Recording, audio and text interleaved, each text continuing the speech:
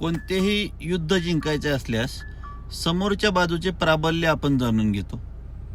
तसंच कोणतीही केस जिंकायचं असल्यास तुम्हाला पत्नीचे असणारे अधिकार माहिती पाहिजेत. मग त्याच्यानुसार तुमचं ड्राफ्टिंगचं स्किल झालं पाहिजे. नाहीतर ड्राफ्टिंगमध्ये वेगळेच मुद्दे असे लिहिलेले असतात. मग ते आईने असं म्हटलं, बहिणीने तसं म्हटलं, किंवा त्यांचा भांडणात अनेक वेळा हस्तक्षेप, अशा अनेक गोष्टी तुमच्या ड्राफ्टिंगमधून तुम्ही टाळल्या पाहिजेत. पत्नीने सुद्धा नाही त्या अपेक्षा करून केलेला ड्राफ्ट हा चुकीचा ठरतो.